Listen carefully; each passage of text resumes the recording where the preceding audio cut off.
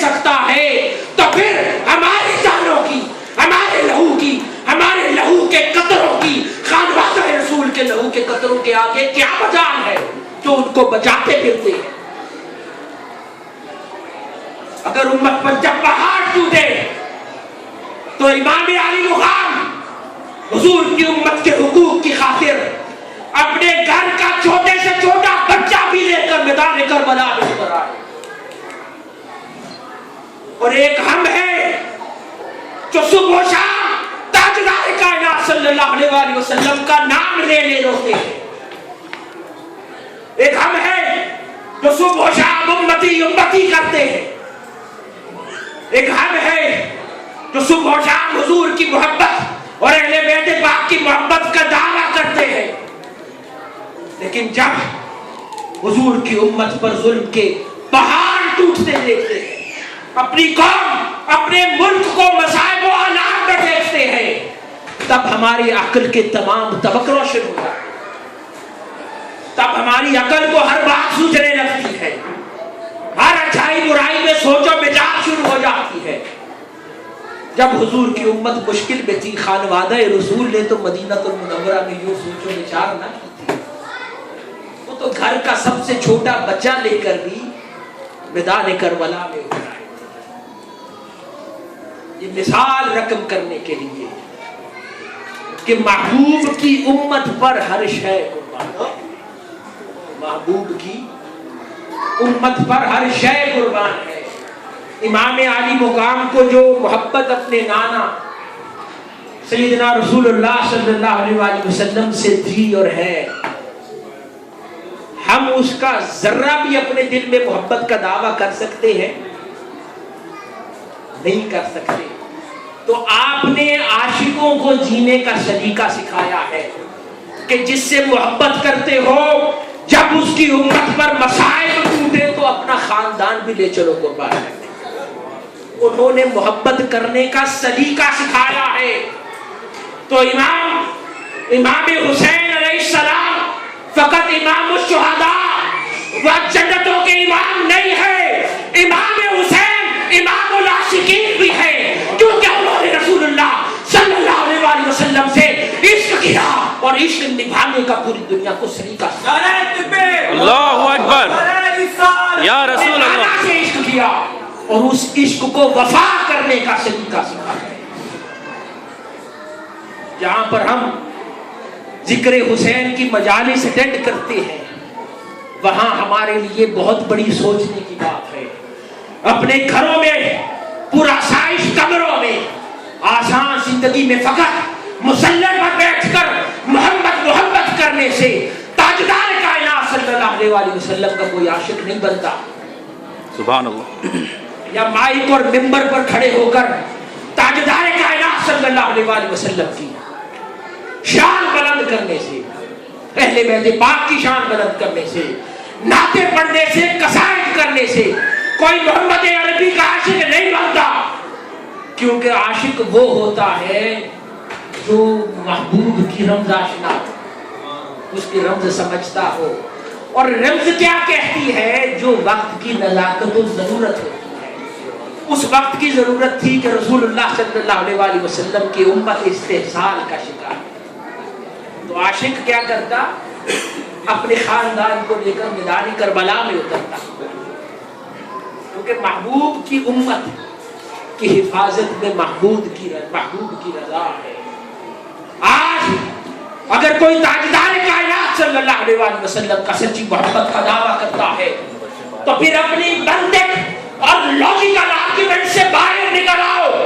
اگر تمہاری نگاہ کو محمد عربی کی امت مشکل میں دکھائی دیتی ہے، نہ صرف خود اپنے خاندان اور بچے کو لے کر اس حق کا ساتھ دو، اس حق کے علم کا ساتھ دو جو تمہیں دکھائی دیتا ہے کہ یہ محمد عربی صلی اللہ علیہ وآلہ وسلم کی امت کے دفاع اور ان کے حق میں کھڑا ہے.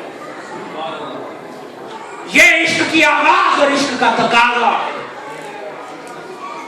جو یہ نہیں کر سکتا اس کو رسول اللہ صلی اللہ علیہ وآلہ وسلم کا عاشق اپنے آپ کو کہنے کا کوئی حق نہیں ہے. بے شک یہ پیغام ہے کربلا کا یہ پیغام ہے امام العاشقین کا، یہ پیغام ہے امام عالی مقام امام حسین علیہ السلام کا۔ حاضرین گرامی، آقا علیہ الصلوۃ والسلام کی حدیث مبارکہ ہے، میں بات ختم کرتا ہوں، قریب لا رہا ہوں۔ آقا علیہ الصلوۃ والسلام نے فرمایا حسن و حسین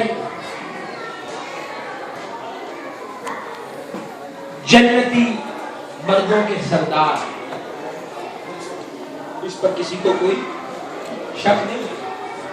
آقا علیہ الصلوۃ والسلام کی حدیث مبارکہ کہ حسنین کریمین جنتی مردوں کے سردار ہیں۔ اب سوال یہ پیدا ہوتا ہے کہ اس دنیا میں جو بھی راہ حق میں نکلتا ہے، اللہ اور اس کے رسول کی راہ میں میدان عمل پر اترتا ہے، دن رات تاجدار کائنات صلی اللہ علیہ وآلہ وسلم کے دین مبین کی خاطر وقف کرتا ہے، اپنی زندگی کا سکون و چین تاجدار کائنات صلی اللہ علیہ وآلہ وسلم کی ایک لمحے کی مسکراہٹ پر قربان کرتا ہے، تو وہ شخص کہے کیا اس دنیا میں زندہ رہتے تک بھی اللہ کی بارگاہ میں جنتی ڈکلیئر نہیں ہو جاتا؟ ہو جاتا ہے۔ جس نے اس دنیا میں راہ اپنا لی وہ مرنے سے پہلے جنتی مرد ہو جانا ہے، جنتی مرد ہے۔ تو آقا علیہ الصلوۃ والسلام نے فرمایا کہ حسنین کریمین جنتی مردوں کے سردار ہیں۔ اس سے مراد یہ نہیں ہے کہ وہ سرداری جنت میں جانے کے بعد شروع ہوگی، فرمایا کہ جو شخص بھی اس دنیا میں جنت کی راہ اور منزل کا مسافر ہے اس کے سردار حسنین کریمین ہے، اس کے لیے رول ماڈل حسنین کریمین ہے، اس کے لیے چلنے کے لیے نقش قدم جس کا ہے وہ حسین کا ہے، اس کے لیے جو راہ ہے وہ راہ حسین کی ہے، چاہے پھر وہ راہ کربلا سے گزرے، تو چاہے کوئی دنیا سے گیا یا نہ گیا، جس کی قسمت میں جنتی لکھا گیا اس کو مبارک ہو، اس کو حسنین کریمین کی غلامی اللہ نے دنیا میں عطا کر دی۔ تمہارا سردار حسنین کریمین امام عالی مقام امام حسین کو بنا دیا۔ تو جو سردار ہو نقش قدم تو اسی کا ہوا کرتا ہے، جو سردار ہو فیصلے اسی کے ہوا کرتے ہیں، جو سردار ہو سکہ اسی کا چلا کرتا ہے۔ تو حاضرین گرامی،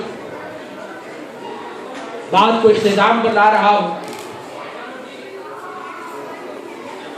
یہ کہ ذکر حسین کی مجالس، واقعہ کربلا اور وہ قرآن مجید جو لیلۃ القدر میں اترا اور شب عاشور اپنی عملی شکل کو پہنچ گیا،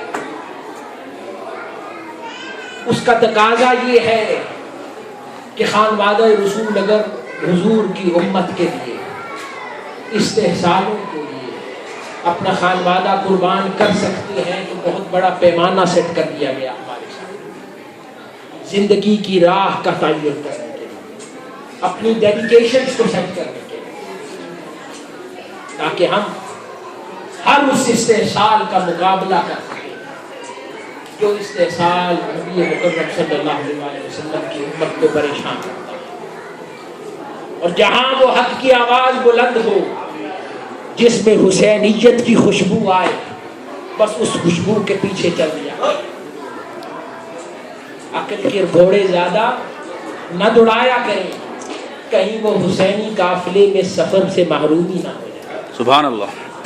جہاں وہ مشکل چاہے ملک پاکستان میں نظر آئے یا امت مسلمہ کے کسی اور ملک یا بلد میں نظر آئے، اور حق کی آواز سمجھ آئے اور حسینیت کی اس آواز سے خوشبو سنائی۔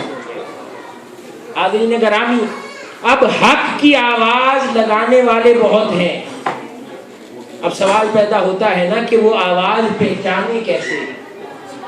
بہت سارے لوگ دعوے دار ملیں گے کہ ہم حضور کی امت کو بچا رہے ہیں، کوئی بم پھوڑ کے بچا رہا ہے، دعویٰ کرتا ہے، کوئی مساجد اڑاتا ہے، کوئی مزار اڑاتا ہے، کوئی دعویٰ کرتا ہے، کوئی دعویٰ کرتا ہے۔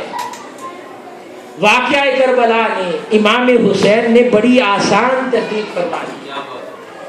جو وہ ہیں ان کے کسی بھی عمل سے حسینیت کی خوشبو نہیں آئے گی، ان کی باتوں میں حب حسین ہی نظر نہیں آئے گا۔ جس کی باتوں میں حب حسین نظر آئے، جس کے انداز سے، جس کے حق کے علم سے حسینیت کی خوشبو آئے، بس وہی وہ قافلہ ہے جس کی منزل کربلا ہے اور جس کے اوپر قیادت امام علی مقام کی ہے، جو ضمانت ہے کہ اس منزل کو، اس قافلے کو وادی کربلا سے گزار کر منزل جو مدینہ ہے وہاں تک لے جائے۔ حضرین گرامی، یہی منہاج القرآن کا پیغام ہے، یہی حضور شیخ الاسلام کا پیغام ہے۔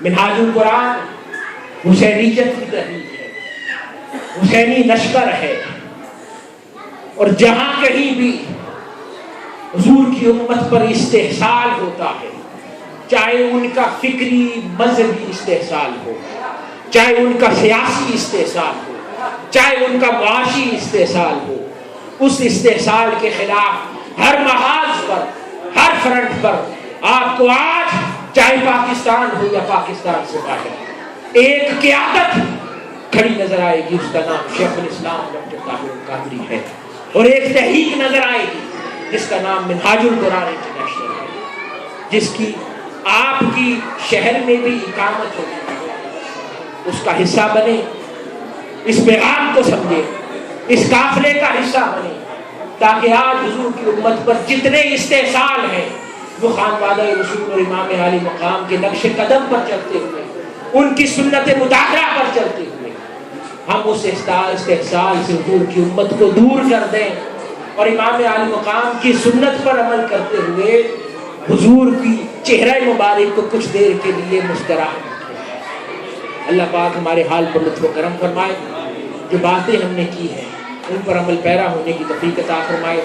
آخر میں منہاج القرآن وکٹوریہ اور ہمارے جو حیدرآباد سے تعلق رکھنے والے اور منہاج القرآن وکٹوریہ کی تنظیم کے عظیم مجاہد ہیں، نصیب صاحب، ان کے بھائی، ان کی فیملی اور تمام وہ ساتھی، اس کے بعد ہمارے عبد الواحد صاحب اور لیبنیز کمیونٹی سے تعلق رکھنے والے ہیں، جنہوں نے کسی بھی صورت میں اس پروگرام کے انعقاد میں، ذکر حسین کی اس عظیم مجلس کے انعقاد میں اپنا مالی حوالے سے، وقت کے اعتبار سے جیسے بھی حصہ ڈالا، یہ عظیم کاوش تھی۔ اللہ پاک اس کو اپنی بارگاہ میں قبول فرمائے، آقا علیہ الصلوۃ والسلام کی بارگاہ میں بھی اس کو شرف قبولیت ملے، اور امام علی مقام کی بارگاہ میں بھی اس کو شرف قبولیت ملے۔